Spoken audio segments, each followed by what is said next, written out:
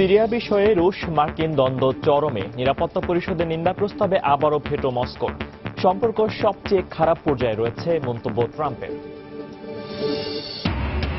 ইরাকে মার্কিন জোটের বিমান হামলায় 13 বেসামরিক নাগরিক নিহত। পশ্চিম মসুলে যৌথ বাহিনীর অভিযানে অর্ধশতাধিক আইএস জঙ্গি নিহত।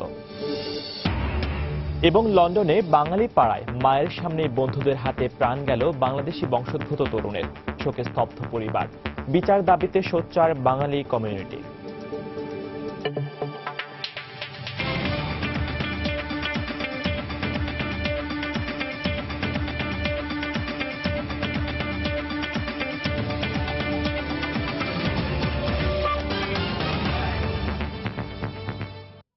আন্তর্জাতিক সময়ে সঙ্গে আছি আমি ফয়সাল মোর্শেদ।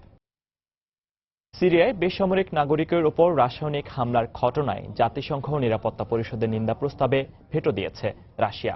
প্রেসিডেন্ট ট্রাম্পের আমলে যুক্তরাষ্ট্র রাশিয়া সম্পর্কের আরও অবনতি হয়েছে বলে মন্তব্য করেছেন রুশ প্রেসিডেন্ট ভ্লাদিমির পুতিন। বিষয়টি স্বীকার করে ট্রাম্প বলছেন, সাম্প্রতিককালের মধ্যে দুই দেশের সম্পর্ক সবচেয়ে খারাপ পর্যায়ে রয়েছে। এদিকে সব মতপার্থক্য সত্ত্বেও মার্কিন পররাষ্ট্রমন্ত্রীর সঙ্গে বৈঠকে সিরিয়া বিষয়ে কিছু অগ্রগতি হয়েছে বলে জানিয়েছেন রুশ পররাষ্ট্রমন্ত্রী সের্গেই ল্যাভরভ। সিরিয়ার উত্তরাঞ্চলেও ইদলিবের খান শাইখুন এলাকায় বেসামরিক নাগরিকদের ওপর রাসায়নিক হামলার ঘটনায় আসাদ সরকারকে দায়ী করে বুধবার জাতিসংঘ নিরাপত্তা পরিষদে নিন্দা প্রস্তাব আনে যুক্তরাষ্ট্র, যুক্তরাজ্য ও ফ্রান্স। যথারীতি এতে ভেটো দেয় মস্কো। এ নিয়ে টানা অষ্টমবারের মতো সিরীয় সরকারের পক্ষ নিয়ে নিরাপত্তা পরিষদে নিজের ভেটো ক্ষমতা প্রয়োগ করল রাশিয়া। নিরপেক্ষ তদন্তের আগেই সিরিয়ার বিরুদ্ধে অভিযোগ এনে নিন্দা প্রস্তাব উত্থাপন করা হয়েছে বলে মন্তব্য করেন জাতিসংঘে নিযুক্ত রুশ উপপ্রতিনিধি ভ্লাদিমির সাফরনকভ। সিরিয়া ইস্যুতে যেসব সত্যকে বারবার উপেক্ষা করে এবং পাশ কাটিয়ে দেশটিতে একটি সংকট তৈরি করার চেষ্টা করা হচ্ছে তা উদ্বেগজনক। সঠিক সত্যটাকে তুলে ধরাই আমাদের প্রধান দায়িত্ব। নিরপেক্ষ আন্তর্জাতিক তদন্ত ছাড়াই এ ধরনের একটি নিন্দা প্রস্তাব পাশ করা সম্পূর্ণ বেআইনি। রাশিয়ার ভেটোতে ক্ষুব্ধ প্রতিক্রিয়া দেখিয়েছে যুক্তরাষ্ট্র ও যুক্তরাজ্য সহ নিন্দা প্রস্তাবের সমর্থক রাষ্ট্রগুলো। রাশিয়া রাসায়নিক হামলার তদন্ত চাইলেও নিন্দা প্রস্তাবে ভেটো দিয়ে সেই পথ বন্ধ করে দিয়েছে বলে অভিযোগ করেন জাতিসংঘে নিযুক্ত ব্রিটিশ প্রতিনিধি ম্যাথিউ রাইক্রফট। একই সঙ্গে সিরিয়া ইস্যুতে রাশিয়া দ্বিমুখী ও মিশ্র আচরণ করছে বলেও অভিযোগ করেন তিনি। এ অবস্থার মধ্যেই রুশ প্রেসিডেন্ট ভ্লাদিমির পুতিন বলেছেন, ডোনাল্ড ট্রাম্প মার্কিন প্রেসিডেন্ট হিসেবে দায়িত্ব নেয়ার পর দুদেশের মধ্যে সম্পর্ক উন্নয়নের যে প্রত্যাশা করা হয়েছিল বাস্তবে ঘটেছে তার উল্টো। দুই দেশের মধ্যে পারস্পরিক আস্থা ও বিশ্বাস কাজ করছে না, এটা যে কেউ বলতে পারবে। বিশেষ করে সামরিক ও নিরাপত্তা ইস্যুতে দুই দেশের মধ্যে সম্পর্ক ট্রাম্প প্রশাসনের আমলে আরও খারাপ হয়েছে। রাসায়নিক হামলার অভিযোগ তুলে যুক্তরাষ্ট্র সিরিয়ায় ক্ষেপণাস্ত্র হামলা চালিয়ে বসবে, এটা সত্যি অপ্রত্যাশিত। এ বিষয়ে আমাদের আগে থেকে কিছু জানানো হয়নি। দুই দেশের সম্পর্ক অবনতির কথা স্বীকার করেছেন প্রেসিডেন্ট ট্রাম্পও। সাম্প্রতিককালের মধ্যে এ সম্পর্ক সবচেয়ে খারাপ পর্যায়ে নেমে এসেছে বলেও মন্তব্য করেন তিনি। আমি ট্রাম্প বলছি, সত্যিই খুব ভালো হতো যদি পুতিন এবং রাশিয়া আমাদের পাশে থাকতো। এটা ভবিষ্যতেও হতে পারে, আবার নাও হতে পারে, আবার এর উল্টোটাও হতে পারে। আসলে সবকিছুই ভবিষ্যতের উপর নির্ভর করছে। দেখা যাক কি হয়, তবে আমি সবার সাথেই সুসম্পর্ক রেখে চলতে চাই। এদিকে যুক্তরাষ্ট্রের সঙ্গে রাশিয়ার পারস্পরিক আস্থার অবনতির কথা স্বীকার করেছেন মার্কিন পররাষ্ট্রমন্ত্রী রেক্স টিলারসনও।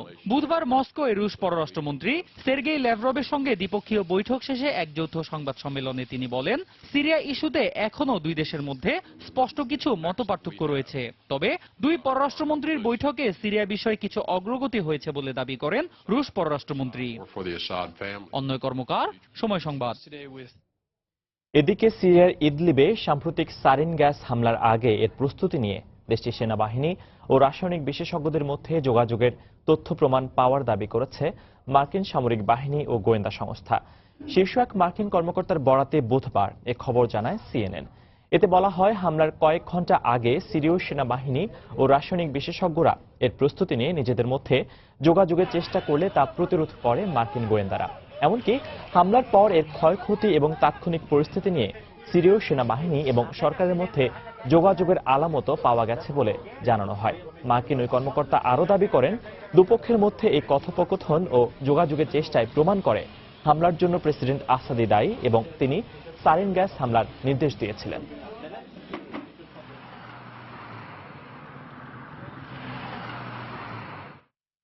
ইরাকে মার্কিন জোটের বিমান হামলায় অন্তত 13 বেসামরিক নাগরিক নিহত হয়েছেন। বুধবার পশ্চিম মসুলে সম্প্রতি দায়েশ মুক্ত হওয়া একটি আবাসিক এলাকায় এই হামলা চালানো হয় বলে জানায় গণমাধ্যম। এই হামলায় আরও 17 জন আহত হন বলে জানায় স্থানীয় কর্তৃপক্ষ। শহরটিতে মার্কিন বিমান হামলায় 3 ইরাকি সেনা নিহতের একদিন পরেই নতুন করে আবারও বিমান হামলার খবর পাওয়া গেল। তবে মার্কিন জোটের পক্ষ থেকে এ বিষয়ে কোনো প্রতিক্রিয়া পাওয়া যায়নি। এর মধ্যে পশ্চিম মসুলে ইরাকি বাহিনীর অভিযানে অর্ধ শতাধিক আইএস জঙ্গি নিহতের খবর পাওয়া গেছে। বুধবার শহরটির বিভিন্ন স্থানে আলাদা অভিযানে তাদের হত্যা করা হয় বলে জানায় সামরিক বাহিনী।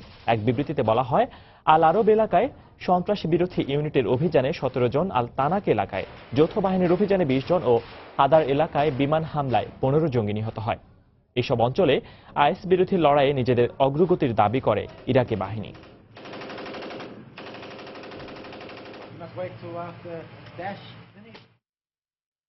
ন্যাটোর বিষয়ে আগের অবস্থান থেকে সরে এসে সন্ত্রাস বিরোধী লড়াইয়ে জোটকে কার্যকর বলে মন্তব্য করেছেন মার্কিন প্রেসিডেন্ট ডোনাল্ড ট্রাম্প। সদস্য দেশগুলো যথাযথভাবে অর্থ পরিশোধ করলে ন্যাটোর সঙ্গে যুক্তরাষ্ট্রের মতপার্থক্য কমে আসবে বলেও জোটের মহাসচিবের সঙ্গে বৈঠকে মন্তব্য করেন তিনি। এদিকে মার্কিন নির্বাচনে হস্তক্ষেপের অভিযোগ পুরোপুরি প্রমাণ হলে রাশিয়ার ওপর আরও নিষেধাজ্ঞা আসতে পারে বলে সতর্ক করেছেন মার্কিন পররাষ্ট্রমন্ত্রী রেক্স টিলারসন। বুধবার হোয়াইট হাউসের ওভাল অফিসে ন্যাটো মহাসচিব জেন্স স্টলটেনবার্গের সঙ্গে বৈঠক করেন মার্কিন প্রেসিডেন্ট ডোনাল্ড ট্রাম্প। নির্বাচনী প্রচারণার সময় ও প্রেসিডেন্টের দায়িত্ব নেওয়ার প্রথম দিকে ন্যাটোকে পুরনো ও অকার্যকর সংগঠন বলে উল্লেখ করলেও বুধবার মহাসচিবের সঙ্গে বৈঠকে তিনি বলেন, বর্তমানে বিশ্বজুড়ে সন্ত্রাসবাদের হুমকি ন্যাটোর গুরুত্বকে আরও বাড়িয়ে দিয়েছে। ইরাক ও আফগানিস্তানে জঙ্গি বিরোধী লড়াইয়ে জোটের আরও ভূমিকা রাখার সুযোগ রয়েছে বলেও মন্তব্য করেন ট্রাম্প। তবে সবকিছুর আগে এই সামরিক জোটের খরচ নিয়ে অন্য সদস্যদের খোলাসা বক্তব্য চান মার্কিন প্রেসিডেন্ট। আমি ন্যাটোর বিরুদ্ধে আগে অনেক অভিযোগ করেছি, কিন্তু জোটে সত্যিই পরিবর্তন এসেছে। সন্ত্রাসের বিরুদ্ধে লড়াইয়ে ন্যাটো আগের তুলনায় সক্রিয় ভূমিকা রাখছে। এটি এখন আর অকার্যকর কোনো সংগঠন নয়। আমি মহাসচিবকে বলেছি, অন্য সদস্যরা জোটের ব্যয় যথাযথভাবে বহন করলে আমাদের সঙ্গে মতপার্থক্য কমে আসবে। এটি সদস্য দেশগুলোর নিরাপত্তা নিশ্চিত করার পাশাপাশি জোটের বন্ধনকে আরো দৃঢ় করবে। ন্যাটোর সামরিক বাজেটের 70%-এরই যোগানদাতা যুক্তরাষ্ট্র। মার্কিনদের জন্য এই ব্যয়ভার বহন যুক্তিসঙ্গত নয় বলে আগেও বেশ কয়েকবার বক্তব্য দিয়েছেন ট্রাম্প। ন্যাটোর মহাসচিবও এ বিষয়ে ট্রাম্পের সঙ্গে একমত পোষণ করেন। আফগানিস্তানের জঙ্গি বিরোধী লড়াইয়ে ন্যাটো গুরুত্বপূর্ণ ভূমিকা রেখেছে। ইরাকে আইএসের বিরুদ্ধে বৈশ্বিক জোটের অন্যতম অংশীদার ন্যাটো। আমরা এরই মধ্যে একটি আলাদা গোয়েন্দা শাখা প্রতিষ্ঠা করেছি, যা বিশ্বব্যাপী সন্ত্রাস বিরোধী লড়াইকে আরও কার্যকর করবে। প্রেসিডেন্ট ট্রাম্পের মতো আমিও মনে করি, জোটকে আরও শক্তিশালী করতে সদস্য দেশগুলোকে অর্থের যোগান দ্বিগুণ করতে হবে। এদিকে রুশ পররাষ্ট্রমন্ত্রী সের্গেই ল্যাভরভের সঙ্গে বৈঠকে যুক্তরাষ্ট্রের প্রেসিডেন্ট নির্বাচনে রাশিয়ার হস্তক্ষেপের বিষয়ে দেশটিকে সতর্ক করেছেন মার্কিন পররাষ্ট্রমন্ত্রী রেক্স টিলারসন। একে দুই দেশের ভবিষ্যৎ সম্পর্কের ক্ষেত্রে গুরুত্বপূর্ণ ইস্যু উল্লেখ করে তিনি বলেন, এর জেরে রাশিয়ার উপর আরও নিষেধাজ্ঞা আসতে পারে। মার্কিন নির্বাচনে রাশিয়ার হস্তক্ষেপের বিষয়টি প্রায় নিশ্চিত। এর সঙ্গে জড়িতদের সুনির্দিষ্টভাবে চিহ্নিত করতে কংগ্রেস কমিটি কাজ করছে। রাশিয়ার উপর আরও নিষেধাজ্ঞা আরোপের জন্য এই ব্যাপারটি যথেষ্ট। আমরা মনে করি যুক্তরাষ্ট্রের মতো রাশিয়াও বিষয়টি উপলব্ধি করতে পারছে। তবে মার্কিন নির্বাচনে হস্তক্ষেপের অভিযোগ আবারও অস্বীকার করে রুশ পররাষ্ট্রমন্ত্রী বলেন, এ ব্যাপারে রাশিয়ার কারো সংশ্লিষ্ট থাকার তথ্য খুঁজে পাননি তারা। অভিযোগের পক্ষে মস্কোকে তথ্য প্রমাণ যোগান দিতে ওয়াশিংটনের প্রতি আহ্বান জানান তিনি। পুতিন ও ট্রাম্প প্রশাসনের সঙ্গে যোগাযোগ বাড়াতে দুই পক্ষ থেকে বিশেষ ব্যক্তি বা প্রতিষ্ঠানকে দায়িত্ব দেওয়ারও প্রস্তাব করেন ল্যাভরভ। এদিকে বুধবার মার্কিন প্রেসিডেন্টের সঙ্গে চীনা প্রেসিডেন্ট শি জিনপিং এর ফোনালাপ হয়েছে বলে জানিয়েছে দেশটির পররাষ্ট্র মন্ত্রণালয়। উত্তর কোরিয়ার সাম্প্রতিক ক্ষেপণাস্ত্র পরীক্ষার জেরে কোরীয় উপদ্বীপে মার্কিন রণতরী পাঠানোর প্রসঙ্গে দুই নেতার আলোচনা হয় বলে জানানো হয়। পিয়ংইয়ং সমস্যার শান্তিপূর্ণ সমাধান করতে মার্কিন প্রেসিডেন্টের প্রতি আহ্বান জানিয়েছেন শি জিনপিং। প্রেসিডেন্টের দায়িত্ব নেওয়ার প্রথম দিনে ট্রাম্প যুক্তরাষ্ট্রের সঙ্গে বাণিজ্যের ক্ষেত্রে চীন কারসাজি করে মুদ্রার মূল্যমান বাড়াচ্ছে বলে অভিযোগ করলেও বুধবার ওয়াল স্ট্রিট জার্নালে প্রকাশিত সাক্ষাৎকারে সেই অবস্থান থেকে সরে এসে বলেছেন, চীন এমনটি করছে বলে মনে করেন না তিনি। দেলোয়ার হোসেন, সময় সংবাদ। দ্বিপক্ষীয় সম্পর্ক আরও সুদৃঢ় করতে মস্কো ঢাকা একযোগে কাজ করতে সম্মত হয়েছে বলে জানিয়েছেন বাংলাদেশের পররাষ্ট্রমন্ত্রী আবুল হাসান মাহমুদ আলী। মস্কোয় রুশ পররাষ্ট্রমন্ত্রী সের্গেই লাভরভের সঙ্গে বৈঠক শেষে সংবাদ সম্মেলনে কথা বলেন তিনি। বাণিজ্য সহ বিভিন্ন খাতে সহযোগিতা বাড়ানোর বিষয়ে রাশিয়া বাংলাদেশের মধ্যে আলোচনা চলছে বলেও জানান মাহমুদ আলী। রাশিয়া থেকে সরকারি ও বেসরকারি পর্যায়ে বাংলাদেশে বিনিয়োগ বাড়ানোর আহ্বান জানান তিনি। Dhaka and Moscow, and Russia is We have regarded as invited the Russian side to come and invest there. the relation. Training and studies, these are also going on. শিক্ষা, প্রশিক্ষণ সহ বিভিন্ন ক্ষেত্রে রাশিয়ার সঙ্গে কাজ করছি আমরা। ঢাকা মস্কোর আন্তরিক প্রচেষ্টা দুই দেশের সম্পর্ককে অনন্য উচ্চতায় নিয়ে যাবে বলে আমাদের বিশ্বাস। বাংলাদেশে 100টি বিশেষ অর্থনৈতিক অঞ্চল গড়ে তোলা হচ্ছে, সেখানে রাশিয়ার যৌথ বিনিয়োগের সুযোগ রয়েছে। এছাড়া আরও বিভিন্ন ক্ষেত্রে বাংলাদেশের সঙ্গে যৌথভাবে রাশিয়া কাজ করতে পারে বলে মনে করি আমরা। Carrying on the আন্তর্জাতিক সময়ে আরো দেখবেন, স্বল্প আয়ের পরিবারের সন্তানদের বিনা বেতনে উচ্চশিক্ষার সুযোগ নিশ্চিতে নিউ ইয়র্কের নতুন আইন। লাভবান হবে প্রবাসী বাংলাদেশি সহ যুক্তরাষ্ট্রের 9.5 লাখ পরিবার।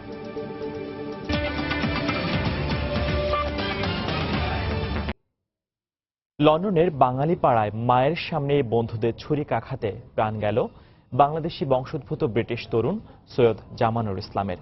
গত মঙ্গলবার পূর্ব লন্ডনের মাইল এন্ড ওয়েজার স্ট্রিটে এই মর্মান্তিক ঘটনার পর শোকে স্তব্ধ পুরো কমিউনিটি, সেই সঙ্গে শোকে মুহ্যমান পরিবার ও প্রতিবেশীরাও।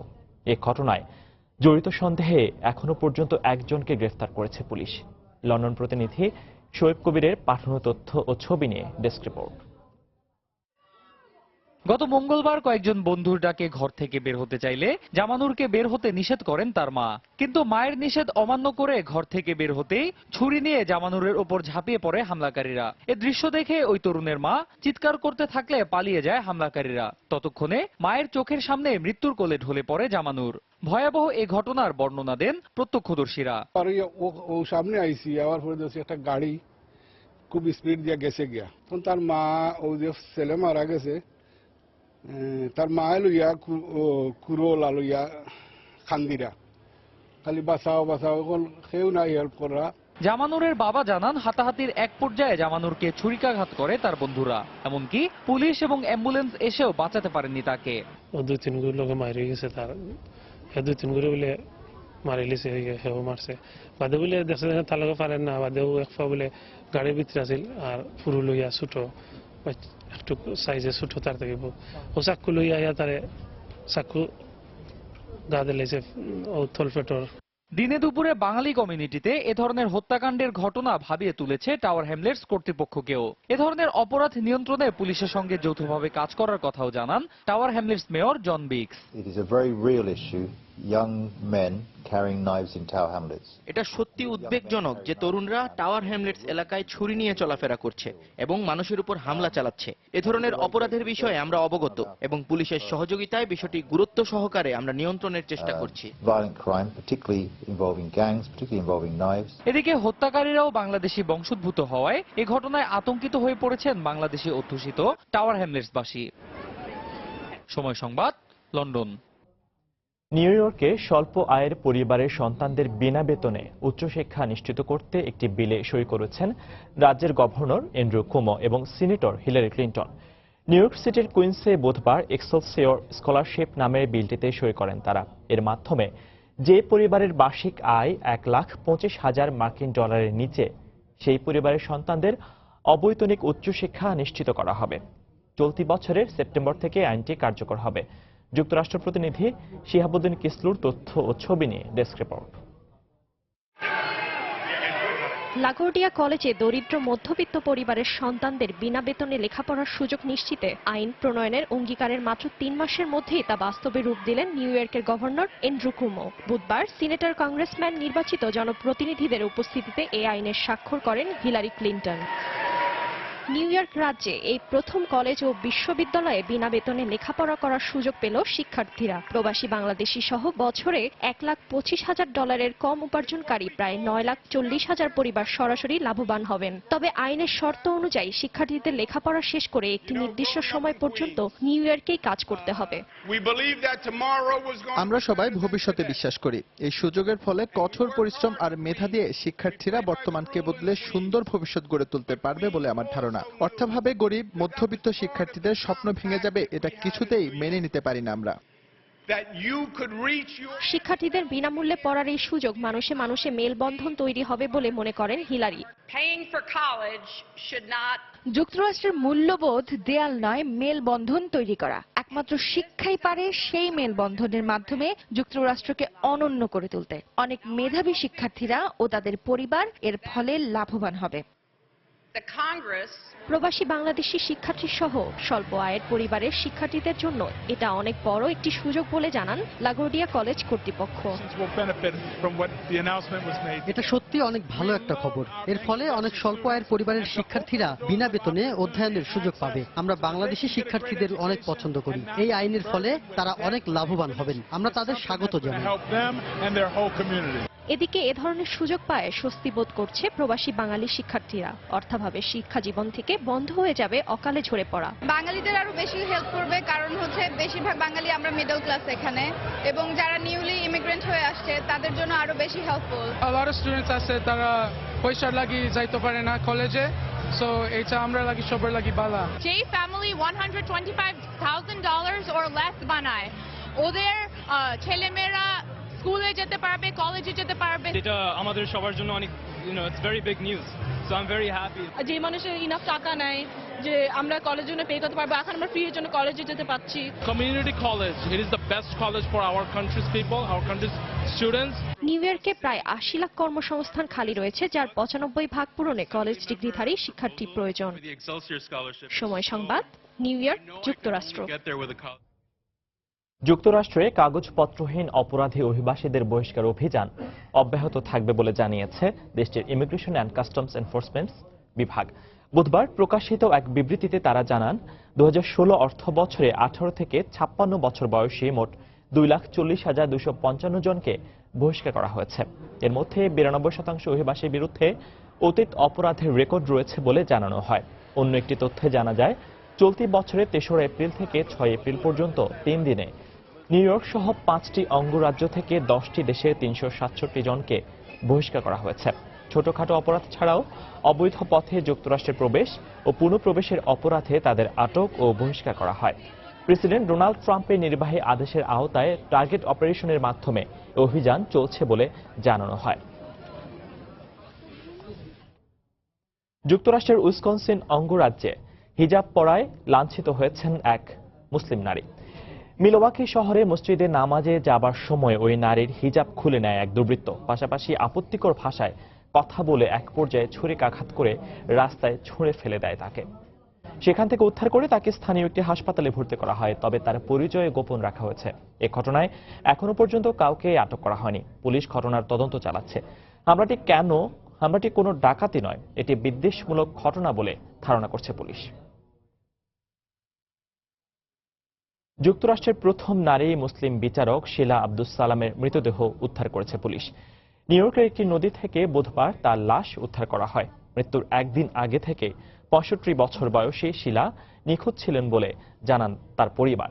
বুধবার স্থানীয় সময় বিকেলে নিউ ইয়র্কের হাডসন নদী থেকে কাপড়ে মোড়ানো মৃতদেহটি উদ্ধারের পর শিলার স্বামী তা শনাক্ত করেন। তার দেহে আঘাতের কোনো চিহ্ন পাওয়া যায়নি বলে জানিয়েছে কর্তৃপক্ষ। প্রাথমিকভাবে এটি হত্যাকাণ্ড বলে মনে হলেও এ বিষয়ে পুলিশের পক্ষ থেকে কোনো মন্তব্য করা হয়নি। এর মধ্যে ঘটনার তদন্ত শুরু হয়েছে বলে জানান তারা। শিলার মৃত্যুর খবরে এক বিবৃতিতে শোক প্রকাশ করেন নিউ ইয়র্কের গভর্নর অ্যান্ড্রু কুমো। নিউ ইয়র্কের আপিল আদালতে শিলার অগ্রণী ভূমিকার প্রশংসা করার পাশাপাশি তার মৃত্যুতে অপূরণীয় ক্ষতি হয়ে গেল বলে মন্তব্য করেন কুমো। আন্তর্জাতিক সময়ে আরো যা দেখবেন, দক্ষিণ আফ্রিকায় হাজার হাজার মানুষের সরকার বিরোধী বিক্ষোভ। প্রেসিডেন্ট জুমা পদত্যাগ না করা পর্যন্ত আন্দোলন চালিয়ে যাওয়ার ঘোষণা।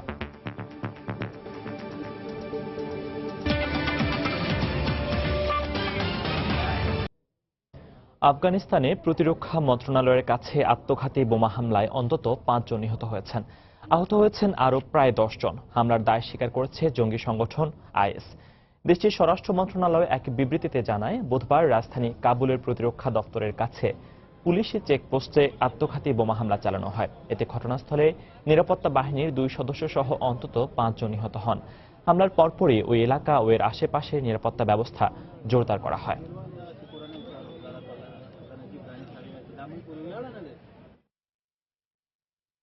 ফিলিপিন্সের দক্ষিণাঞ্চলে জার্মান ও কানাডীয় পর্যটককে অপহরণের পর শিরশ্ছেদের সঙ্গে জড়িত জঙ্গি সংগঠন আবু সাইফের এক গুরুত্বপূর্ণ নেতাকে হত্যা করা হয়েছে বলে জানিয়েছে দেশটির সেনাবাহিনী। বুধবার ম্যানিলায় সেনাবাহিনীর এক ঊর্ধ্বতন কর্মকর্তা জানান, বহল দ্বীপে অভিযানের সময় আবু রুমি নামে ওই জঙ্গি নেতা নিহত হয়। জানা যায়, জঙ্গি গোষ্ঠীটির পরবর্তী শীর্ষ নেতা হওয়ার কথা ছিল রুমির। ওই এলাকার পর্যটন রিসোর্টগুলো এখন অনেকটাই নিরাপদ বলে দাবি করেন ওই কর্মকর্তা। অপহরণের পর মুক্তিপণ না পেয়ে গত বছর 2 কানাডীয় নাগরিক ও গত ফেব্রুয়ারিতে এক জার্মান পর্যটকের শিরশ্ছেদ করে আইএসের মতাদর্শী জঙ্গি গোষ্ঠী আবু সায়াফ। ইরানের আসন্ন প্রেসিডেন্ট নির্বাচনে প্রতিদ্বন্দ্বিতা করছেন দেশটির সাবেক প্রেসিডেন্ট মাহমুদ আহমাদিনেজাদ। ইরানের সর্বোচ্চ ধর্মীয় নেতা আয়াতুল্লাহ আল খোমেনির পরামর্শ উপেক্ষা করে বুধবার প্রেসিডেন্ট পদপ্রার্থী হিসেবে নাম নিবন্ধন করেন আহমাদিনেজাদ। তবে নির্বাচনে জয়ের জন্য নয়, আরেকজন প্রার্থী প্রাক্তন ভাইস প্রেসিডেন্ট হামিদ বাকিকে সমর্থন দেওয়ার জন্যই নির্বাচনে অংশগ্রহণের কথা জানান তিনি। আগামী 28 এপ্রিল শুরু হয়ে 17 মে পর্যন্ত ইরানে প্রেসিডেন্ট নির্বাচনের প্রচারণা চলবে। 19 মে জাতীয় নির্বাচন অনুষ্ঠানের কথা রয়েছে।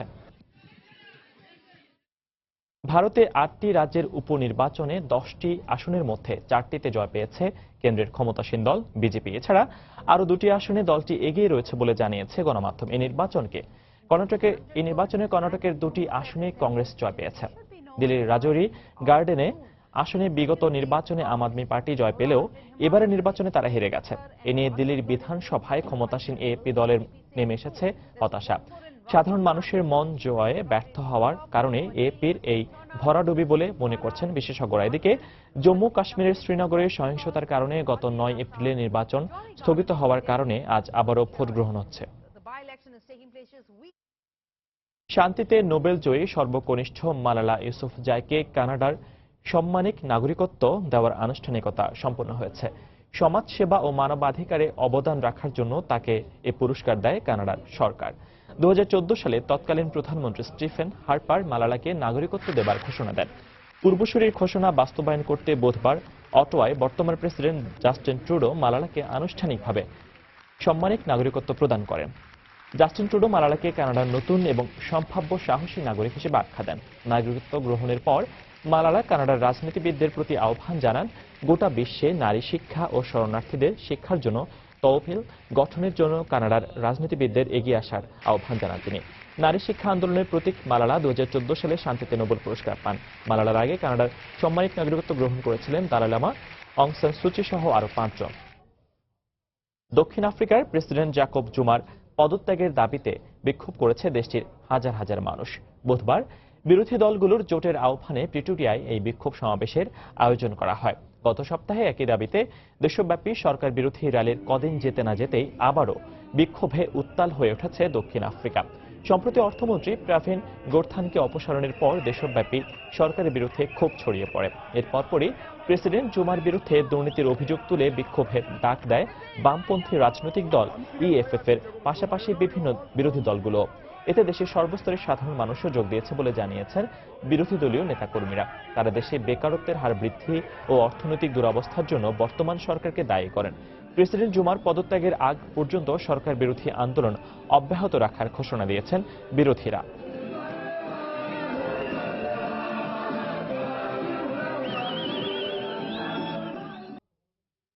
ঘূর্ণিঝড় কুকের প্রভাবে নিউজিল্যান্ডের উত্তর পূর্বাঞ্চলে ভারী বর্ষণ শুরু হয়েছে।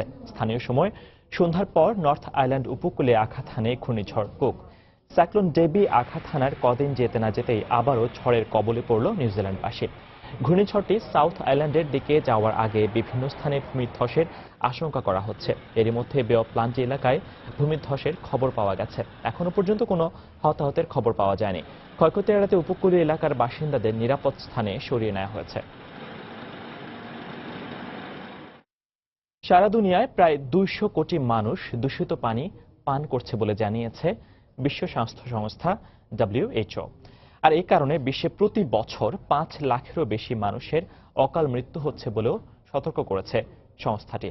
বৃহস্পতিবার সংস্থাটি জানায়, জনস্বাস্থ্য বিভাগ এক বিবৃতিতে জানায়, দূষিত পানি পানের কারণে মানবদেহে কলেরা, পাতলা পায়খানা, টাইফয়েড, পোলিওর মতো বিভিন্ন জটিল রোগ দেখা দিচ্ছে। পানি ব্যবস্থার উন্নয়নে বেশি বিনিয়োগ করা হলে 2030 সালের মধ্যে জাতিসংঘের টেকসই উন্নয়নের লক্ষ্যমাত্রা অনুযায়ী নিরাপদ পান নিশ্চিত করা সম্ভব হবে বলেও বিবৃতিতে উল্লেখ করা হয়। উন্নয়নশীল যেসব দেশে পানির সমস্যা রয়েছে সেসব দেশে সংশ্লিষ্ট খাতে বার্ষিক বরাদ্দ বাড়ানোর পরামর্শ দেওয়া হয়। এ সমস্যা চ্যালেঞ্জ হিসেবে নিয়ে দ্রুত এর সমাধান সম্ভব না হলেও ভবিষ্যতে ভয়াবহ আকার ধারণ করতে পারে বলেও সতর্ক করছে বিশ্ব স্বাস্থ্য সংস্থা।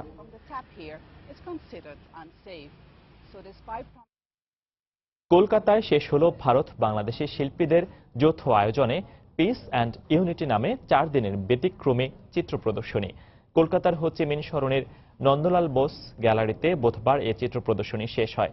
বাংলাদেশের লিডিং আর্ট নামে একটি সংস্থার আয়োজনে রোববার শুরু হওয়া এ প্রদর্শনীর উদ্বোধনী অনুষ্ঠানে উপস্থিত ছিলেন চলচ্চিত্র নির্মাতা গৌতম ঘোষ, চিত্রশিল্পী আওয়াসিম কাপুর, ফ্যাশন ডিজাইনার অগ্নিমিত্র পাল, কলকাতায় বাংলাদেশের কনসুলেটে নিযুক্ত উপরাষ্ট্রদূতের স্ত্রী লামিয়া রহমান আহাদ সহ অনেকে। গ্যালারিতে মোট 94টি চিত্রকর্ম স্থান পায়। ভারত বাংলাদেশের যৌথ আয়োজনে দুদেশের মোট 54 জন শিল্পী এতে অংশ নেন। চিত্র প্রদর্শনীটি প্রতিদিন বিকাল 3টা থেকে রাত 8টা পর্যন্ত দর্শকদের জন্য উন্মুক্ত ছিল।